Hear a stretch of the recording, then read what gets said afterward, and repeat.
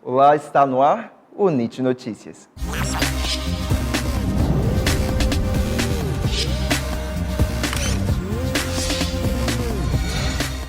Hoje, no último dia de exibição da série Intolerância Religiosa, você vai entender um pouco mais sobre esse fenômeno da sociedade contemporânea. Quais as relações entre a intolerância religiosa e a construção da sociedade brasileira, e como a ação social pode contribuir com o combate ao problema, entre outros assuntos. Acompanhe agora a nossa entrevista especial.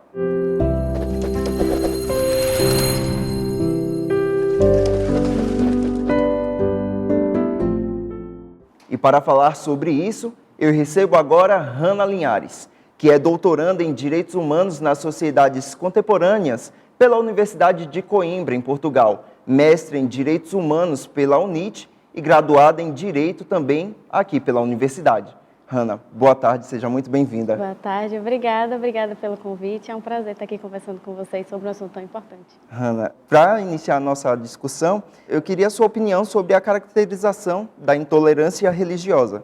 Podemos falar de intolerância ou precisamos ainda discutir o racismo religioso?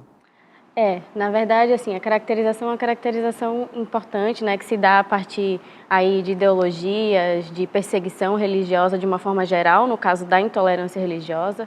O que acontece é que chegou ao entendimento de que falar de uma maneira geral em relação a essas condutas de perseguição e de ideologia contra religiões de uma forma geral não era mais suficiente para falar da perseguição dos povos de terreiro, né? Daí a importância de se nomear um fenômeno, porque quando a gente está em sociedade, a questão de nomear os fenômenos, do uso da palavra, é importante ser observado também. Então, entendeu-se que falar de uma forma geral sobre intolerância religiosa não era mais suficiente para tratar sobre um tema, né, de perseguição aos povos do terreiro especificamente, né, que pelos números também era demonstrado que essa perseguição, né, a essa ideologia, a essa religião, né, as religiões de matriz africana como um todo, em termos de número, né, expressavam aí a necessidade de se falar desse problema, dessa problemática de uma forma mais específica.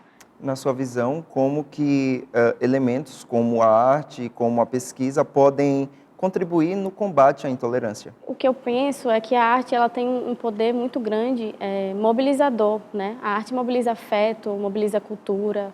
E quando a gente fala de religiões de matriz africana também, a gente está falando de produção artística, de cultura, e, enfim, de uma produção muito rica mesmo, culturalmente falando, e que traz representações belíssimas em termos artísticos também, né?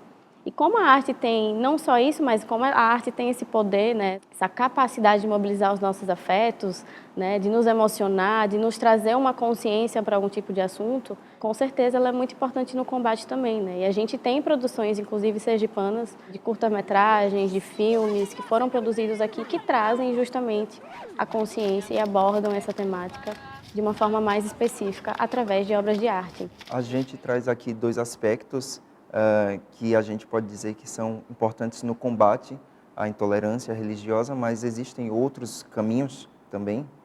Existem outros caminhos, né? A própria lei é um caminho desses, até porque a perseguição religiosa ela é um crime, né? Está estabelecido na lei, com pena, com penalidades e tudo mais, e que faz parte também do escopo do que é tratado pelos direitos humanos. Hannah, para a gente finalizar, eu queria que você falasse em que estado se encontra a discussão sobre intolerância religiosa e os direitos humanos numa escala mais global. Eu acho interessante fazer essa comparação entre escalas, né, do regional, do local e do global, justamente porque a gente ganha uma perspectiva mais macro, né? No meu entendimento, e de uma forma até um pouco mais acadêmica falando, você percebe que essa discussão, em termos mais globais, ela acontece de uma maneira muito mais ocidentalizada. Então, quando você fala de racismo religioso, eu acho que essa discussão está um pouco atrasada ainda. Existem iniciativas importantes, pesquisas importantes nesse sentido, mas que precisam, inclusive, de mais fomento, de mais apoio, né? Ou seja, do reconhecimento dessa temática como uma temática importante, né, para o desenvolvimento da comunidade global mesmo. Hannah, muito obrigado pela entrevista. Muito Foi um prazer. obrigada, o prazer foi meu. O NIT Notícias fica por aqui. Uma excelente tarde para você e até segunda.